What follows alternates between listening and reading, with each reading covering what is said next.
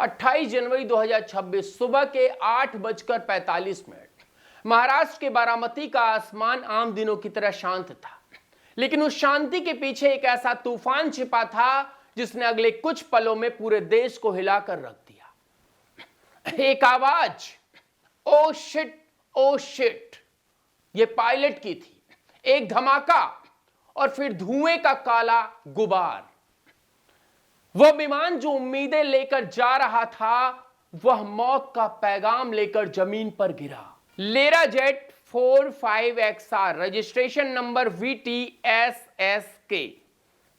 इस मलबे में सिर्फ लोहा और स्टील नहीं जल रहा था, इसमें जल रहे थे महाराष्ट्र की राजनीति के एक बुलंद आवाज अजीत दादा पवार। नमस्कार, मैं हूं सौरभ मिश्रा, आप देख रहे हैं ओनली न्यूज 24x7। मुंबई से बारामती की वो उड़ान जो कभी पूरी नहीं हुई, आखिर उस फाइनल अप्रोच में ऐसा क्या हुआ? मौसम साफ था, पायलट अनुभवी थे, विमान वर्ल्ड क्लास था, फिर अचानक वो किलर ड्राइव क्यों? आज हम भावनाओं से परे जाकर विज्ञान और तकनीक की जांच की गहराइयों में उतरेंगे। आज हम डिकोड करेंगे उन 10 संभावित कारणों को जो DGCA की फाइलों में दबे हैं। कुर्सी की पेटी बांध लीजिए, क्योंकि यह सफर आपको विमान के कॉकपिट के उस खौफनाक आखिरी मिनट तक ले जाएगा जब यह हादसा हुआ, और इस हादसे के पीछे क्या साजिश है, क्या कारण है, वो आपको सबको पता चलेगा। कहानी शुरू होती है मुंबई के छत्रपति शिवाजी महाराज इंटरनेशनल एयरपोर्ट से। तारीख 28 जनवरी, समय सुबह करीब 7:30 से 8 बजे के बीच घड़ी समय दिखा रही थी। जिला पंचायत चुनाव यानी डिस्ट्रिक्ट पंचायत इलेक्शन का शोर था। अजीत पवार को बारामती पहुंचना था, अपने गढ़ में, अपने लोगों के बीच। और फिर क्या हुआ दोस्तों? उस समय ऐसा क्या हुआ? प्री फ्लाइट चेक होती है, आपको पता ही है, जो लोग एविएशन समझते हैं, प्री फ्लाइट चेक होती है। जो विमान उड़ता है उससे पहले विमान को चेक किया जाता है इंजीनियर्स के द्वारा, और वही पायलट को दिया जाता है चेकलिस्ट को कंप्लीट करने के लिए। पायलट ने इंजन, हाइड्रोलिक फ्लैग्स सब कुछ चेक किया होगा, सब कुछ नॉर्मल था। विमान ने उड़ान भरी। 30 से 40 मिनट का सफर। आसमान में विमान मक्खन की तरह चल रहा था। अजीत दादा शायद अपनी फाइलों में व्यस्त रहे होंगे, चुनावी रणनीति बना रहे होंगे। उन्हें अंदाजा भी नहीं था कि काल उनकी ही सीट के नीचे टिका रहा है। जी हां दोस्तों, बहुत ही दुखद। घड़ी में 8:40 जैसे ही बजा, विमान बारामती के करीब था। पायलट एयर ट्रैफिक कंट्रोल यानी ATC से संपर्क करते हैं और कहते हैं डिसाइडेड फॉर लैंडिंग, यानी लैंडिंग के लिए नीचे आओ।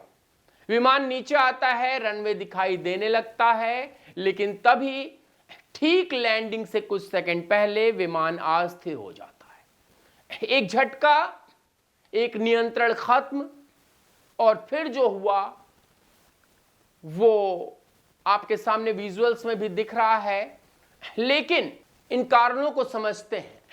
प्रत्यक्षदर्शियों के मुताबिक विमान रनवे को छूने ही वाला था कि अचानक उसने संतुलन खो दिया। DGCA की प्रारंभिक रिपोर्ट कहती है loss of control during final approach, यानी कंट्रोल खो दिया लैंडिंग के समय, फाइनल। सोचिए उस पायलट की मनोस्थिति, जमीन सिर्फ 500 फीट नीचे है और योक यानी स्टीयरिंग काम नहीं कर रहा। विमान पत्थर की तरह गिरा। इंपैक्ट इतना जबरदस्त था कि फ्यूल टैंक फट गया, आग लग गई, बचने का कोई मौका नहीं था। लेकिन सवाल वहीं खड़ा है, क्यों और कैसे? जहां ये विमान काफी लंबी दूरी तक अपना फ्लाई कर सकता है, इतने छोटे से डिस्टेंस में ये कैसे हुआ? हमने एविएशन एक्सपर्ट्स और शुरुआती रिपोर्ट्स का विश्लेषण किया। 10 बड़े कारण सामने आ रहे हैं, जिनमें से कोई एक या एक से ज्यादा इस हादसे के विलेन हो सकते हैं। Number 1, engine failure, the silent killer.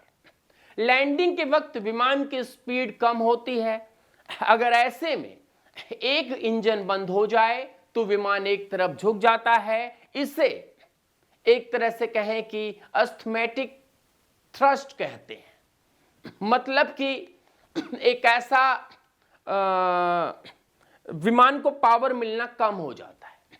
अगर पायलट ने तुरंत पावर नहीं बढ़ाया तो विमान पलट सकता है। क्या VTSSK का एक इंजन दगा दे गया था? नंबर 2, हाइड्रोलिक सिस्टम फेल, यानी कि द पैरालिसिस कह सकते हैं विमान में आ जाना। लार्जर जैसे विमानों में लैंडिंग गियर और फ्लैप्स हाइड्रोलिक्स ये जो है ये इससे ही ये चलते हैं। अगर हाइड्रोलिक्स पाइप फट गया अगर हाइड्रोलिक पाइप फट गया हो तो ना तो ब्रेक लगेंगे ना फ्लैप्स खुलेंगे, विमान बेकाबू हो जाएगा और एक मिसाइल बन जाता है। फ्लैप्स अगर नहीं खुलते हैं तो आप सबको पता है कि विमान लैंड नहीं करेगा और इसे एक तरह से कहें कि आप फ्लैट लैंडिंग बता सकते हैं, यानी किसी फर्श पर घिसटते हुए लैंड करना। लेकिन प्रत्यक्षदर्शी ऐसा कुछ बता नहीं रहे हैं कि वो विमान ऐसा घिसटा होगा। नंबर 3, एवियनिक्स या सेंसर फेलियर। आजकल विमान कंप्यूटर उड़ाते हैं।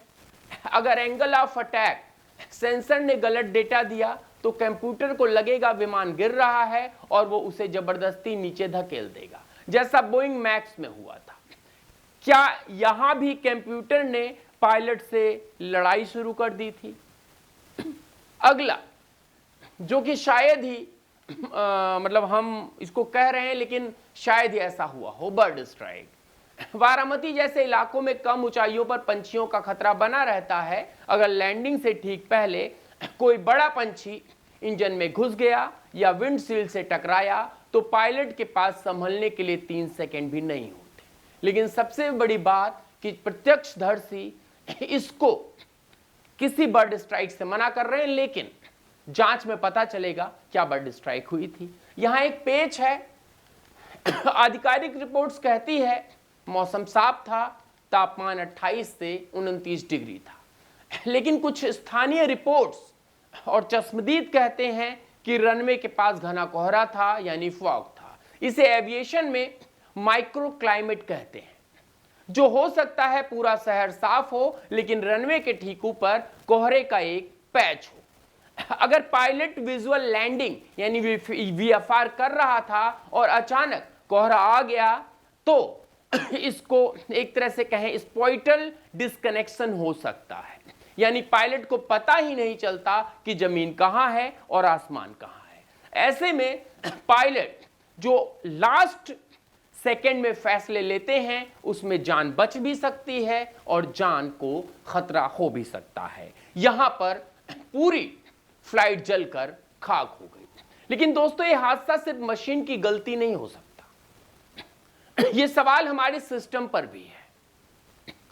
हर उड़ान से पहले 30 से 60 मिनट की प्री फ्लाइट चेक अनिवार्य है। पायलट खुद टॉर्च लेकर टायर, इंजन और पंखों को चेक करता है। अगर कोई खराबी थी तो मुंबई में क्यों नहीं दिखी? ये सवाल है और ये सवाल पूछे जाने चाहिए। एक्सपर्ट्स कहते हैं कुछ खराबियां छिपी हुई होती हैं जो अक्सर दिखाई नहीं देती, जैसे एक तार जो ढीला है लेकिन जमीन पर ठीक काम करता है, हवा में वाइब्रेशन से भी वो हिल जाता है और घटना हो सकती है, या फ्यूल कंटेमिनेशन यानी ईंधन कचरा यह प्री फ्लाइट में पकड़ना मुश्किल होता है। DGCA अब VSR वेंचर के मेंटेनेंस रिकॉर्ड खंगाल रही है। क्या पुराने पार्ट्स इस्तेमाल हुए थे? क्या सर्विसिंग में लापरवाही हुई थी? ये सब कुछ देखा जा रहा है। लेकिन ये सब कुछ देखा जाएगा, सब कुछ हो जाएगा, लेकिन अजीत दादा वापस नहीं आने वाले, अजीत पवार वापस नहीं आने वाले, वो हमारे बीच नहीं रहे। अजीत पवार चले गए, लेकिन वो अपने पीछे कई सवाल छोड़ गए हैं। अभी ब्लैक बॉक्स यानी कि फ्लाइट डाटा रिकॉर्डर जो होता है और सीवीआर यानी कॉकपिट वॉइस रिकॉर्डर, उसकी जांच होगी। वो आखिरी शब्द क्या थे? क्या पायलट चिल्लाया था? क्या कोई अलार्म बजा था? क्या सच में ब्लैक बॉक्स खुलने पर ही पता चलेगा? लेकिन सवाल वही कि अभी तक एयर इंडिया क्रैश के लगभग 8 से 9 महीने होने जा रहे हैं, या 10वां महीना लगने जा रहा है, 9वां महीना, और अभी जो कॉकपिट वॉइस रिकॉर्डर है उसकी कोई स्पेशल रिपोर्ट सामने नहीं आई है। लेकिन एक बात तय है, यह हादसा हमें याद दिलाता है कि जिंदगी कितनी नाजुक है। जो नेता सुबह हजारों लोगों की भीड़ में गुजरने वाला था, वो एक तकनीकी चूक की वजह से हम हमेशा के लिए खामोश हो गया। ओनली न्यूज 24x7 की टीम अजीत पवार जी को श्रद्धांजलि अर्पित करती है। हम वादा करते हैं, जैसे ही डीजीसीए की फाइनल रिपोर्ट आएगी, हम आपको एक एक पन्ना खोलकर आपके सामने रखेंगे। तब तक आप अपनी राय कमेंट्स बॉक्स में जरूर दीजिए कि आपको लगता है प्राइवेट जेट्स की सुरक्षा जांच और सख्त होनी चाहिए, और प्राइवेट ही क्यों, बल्कि जो ये हमारे कॉमर्शियल विमान है जिसमें तमाम लोग उड़ते हैं, उनकी भी जांच की सुरक्षा बढ़नी चाहिए। पिछले कई महीनों में हमने कई क्रैश देखे हैं, केवल भारत नहीं अब पूरे विश्व में, तो ये जरूर जांच का विषय है, और पूरे विश्व के एविएशन इंडस्ट्री को ये सोचना पड़ेगा कि आखिर हवा में इतनी गलतियां कैसे हो रही हैं। आप देख रहे थे ओनली न्यूज 24/7, मैं हूं सौरभ मिश्रा।